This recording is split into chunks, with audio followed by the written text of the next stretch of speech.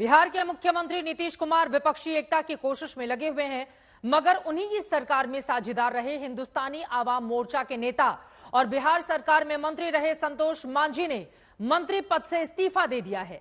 संतोष मांझी के इस्तीफे के बाद बीजेपी हमलावर है और कह रही है कि नीतीश कुमार से अपना कुनबा तक संभाला नहीं जा रहा तो भला वो विपक्ष को कैसे जोड़ेंगे।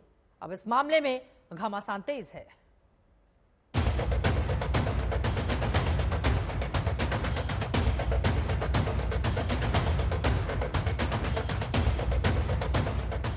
विलय करने की बात कही जा रही थी तो निश्चित तौर पर वो दबाव था कि आप विलय कीजिए मतलब आप अस्तित्व खत्म कर दीजिए। अस्तित्व खत्म क्यों करेंगे आप? तो हिंदुस्तानी आवाम मोर्चा के नेता संतोष मांझी ने विपक्षी दलों की बैठक के पहले नीतीश कुमार की कैबिनेट से ये कहकर इस्तीफा दे दिया कि नीतीश कुमार उन पर दबाव बना रहे थे कि वो अपनी पार्टी का विलय जेडीयू में कर लें। मगर संतोष मांझी को अपनी पार्टी के अस्तित्व को खत्म करने से ज्यादा जरूरी लगा इस्तीफा दे देना, सो दे दिया। मैं मंत्री पद से आज रिजाइन दे दिया। माननीय मुख्यमंत्री जी को मैंने चिट्ठी लिख करके उनको सूचित कर दिया। विजय चौधरी जी माननीय मंत्री जो है उनसे मिल करके अपनी बातों को रख करके हम रिजाइन किए हैं और हमारी पार्टी ने तय किया है कि हम लोग संघर्ष करेंगे और संघर्ष का रास्ता अपना करके हम लोग आगे एकला चलो की भी राजनीति कर सकते हैं। अभी महागठबंधन से हम लोग अलग नहीं हटे हैं, लेकिन हम मंत्री पद से रिजाइन कर दिए हैं। जैसे ही इस्तीफा आया हलचल तेज हुई कि अब क्या।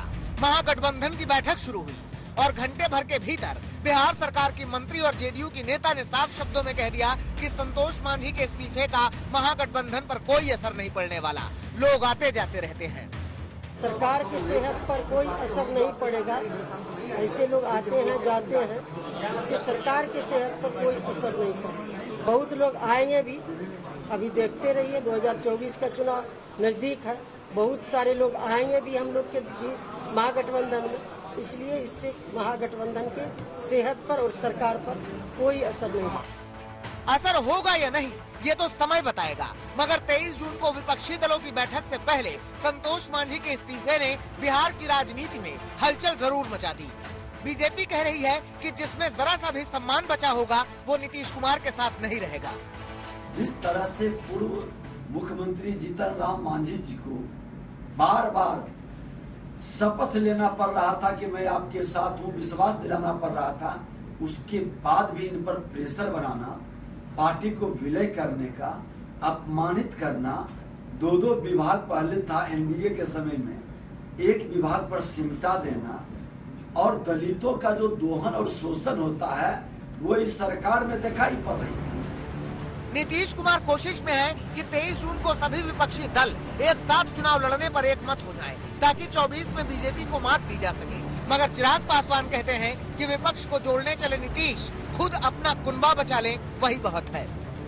जहां एक तरफ मुख्यमंत्री जी विपक्षी एकता का नारा बुलंद करने में लगे हुए हैं, ऐसे में कब उनके नीचे से ही जमीन खिसकती जा रही है, संभवतः शायद उनको इस बात का एहसास ही नहीं हो रहा।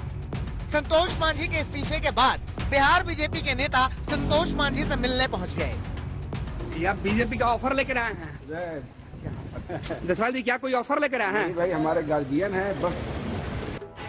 कुछ दिन पहले ही बिहार के पूर्व सीएम जीतन राम मांझी गृह मंत्री अमित शाह से मिलने आए थे। तभी से कयास लग रहे थे कि बिहार में कुछ होने वाला है। अब संतोष मांझी ने मंत्री पद से इस्तीफा दे दिया है। देखना यह है कि 23 जून को विपक्ष की बैठक से पहले बिहार की राजनीति में और कितने टर्न एंड ट्विस्ट आते हैं। 2024 लोकसभा चुनाव से पहले विपक्षी एकजुटता के अगुवा बने नीतीश कुमार को 23 जून की अहम बैठक से पहले ही अपनों ने बड़ा झटका दे दिया है।